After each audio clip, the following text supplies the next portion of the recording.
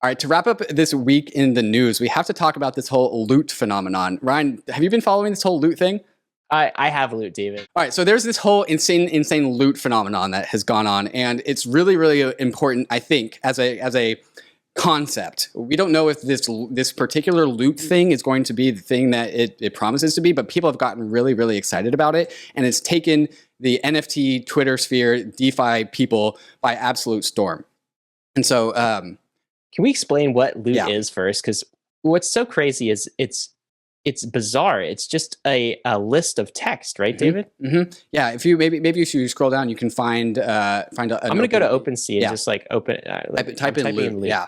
Okay, so we all know NFTs. They are JPEGs. We're all trading JPEGs. And so these new NFTs came out. And if you look on OpenSea, it's just a black square with 8 lines of text on them. And if you're familiar with like Diablo 2, a lot of these items came out of Diablo 2.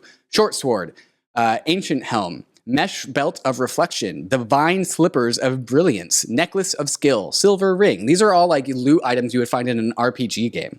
And so like what the hell is this like JPEG doing with just a list of items? And it's important to differentiate what's actually going on here. When you buy these NFTs on OpenSea or anywhere, you're not buying the JPEG.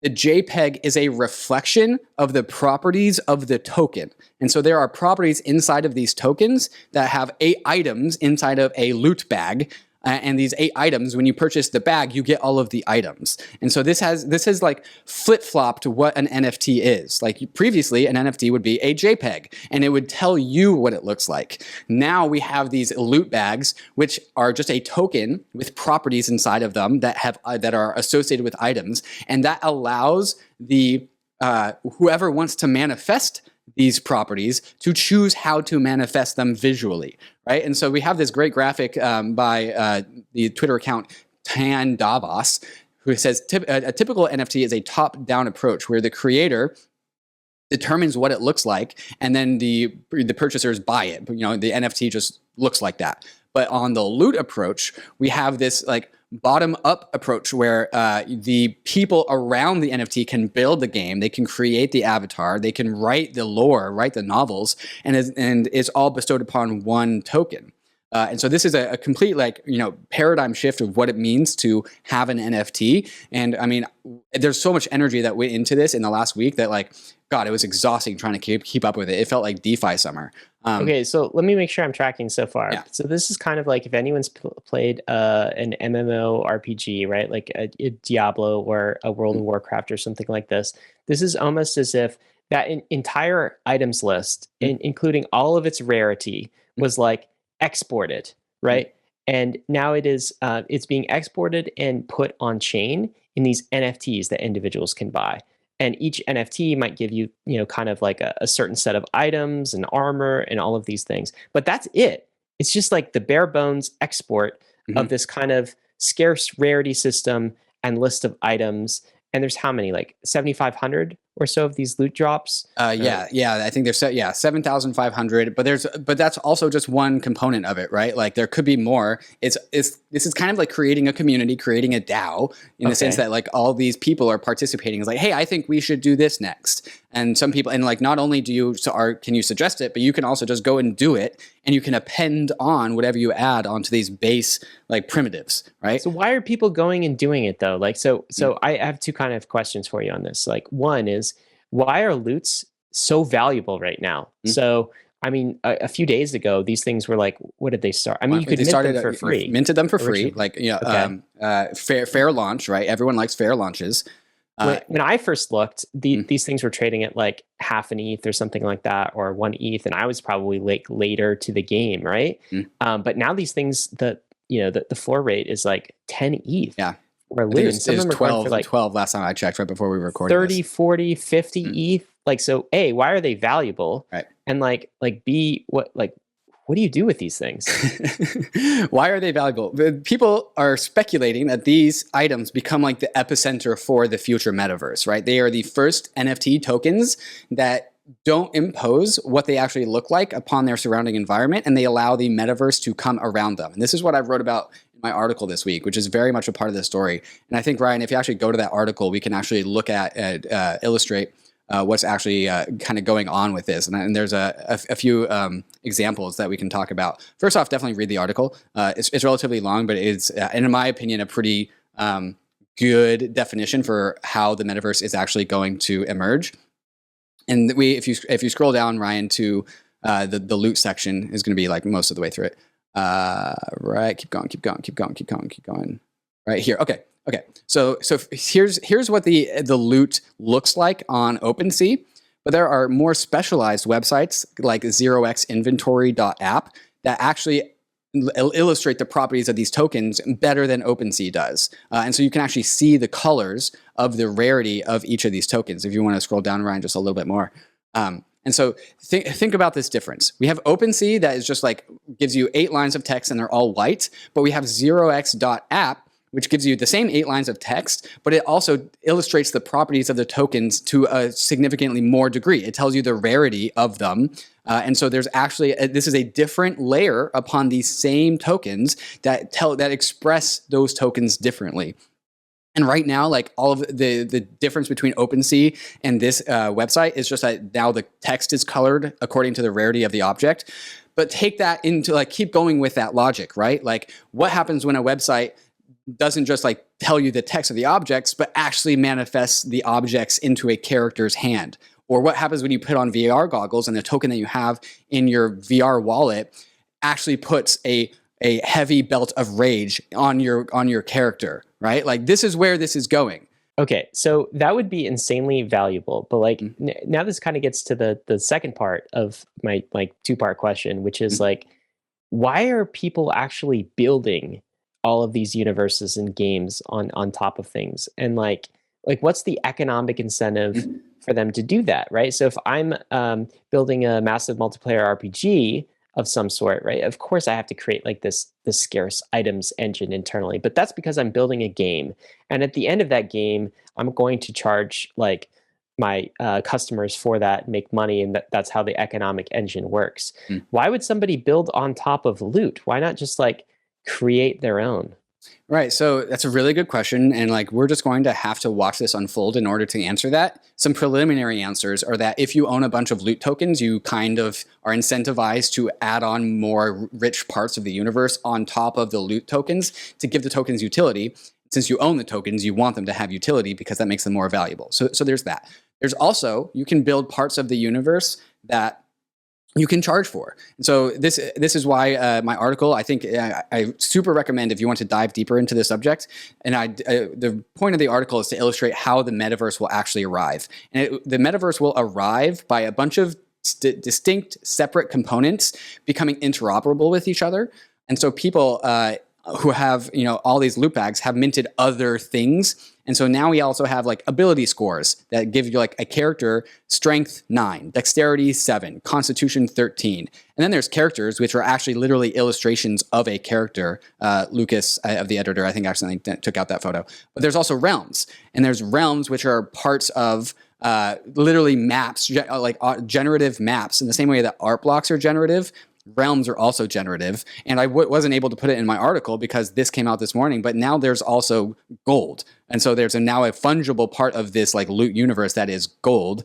And importantly, in order to mint gold, you had to give the creators 0.03 ether. And so they actually got paid for creating that part of the metaverse, the gold part of the metaverse. And so I think all of these are going to be stitched together. Like they're all kind of puzzle pieces, money Legos, in the same way that like DeFi has money Legos for all the applications.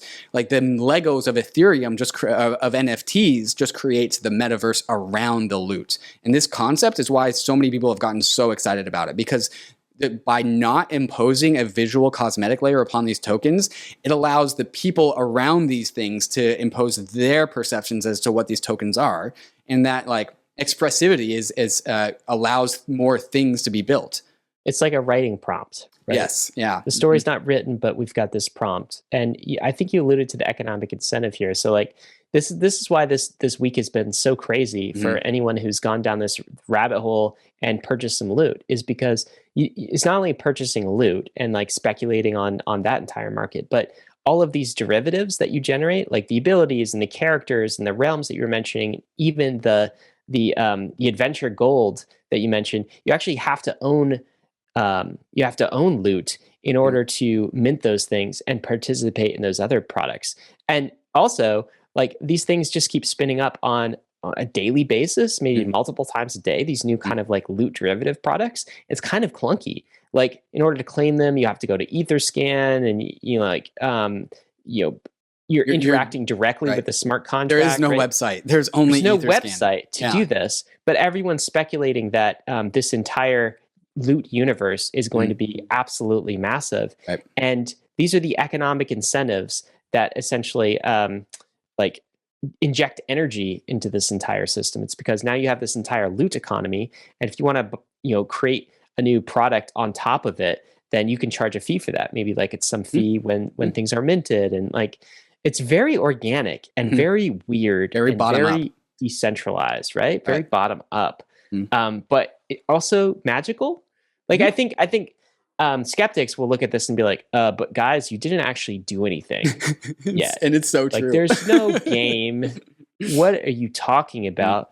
All I see is a list of 7 words, and somebody's going to pay like $20,000 for that. This makes no sense, right? But I don't know, something about it makes more sense, right, when you put on the framing of the metaverse and this collective building that we're doing to bring it about. And so people are speculating that these like loot tokens are like the CryptoPunks of the metaverse, right? They're the very first ones. They're the 0 to 1 moment, and they're going kind of in the same way. There's like the fat CryptoPunk thesis, where all NFT value gets pushed down to CryptoPunks because they're the OGs.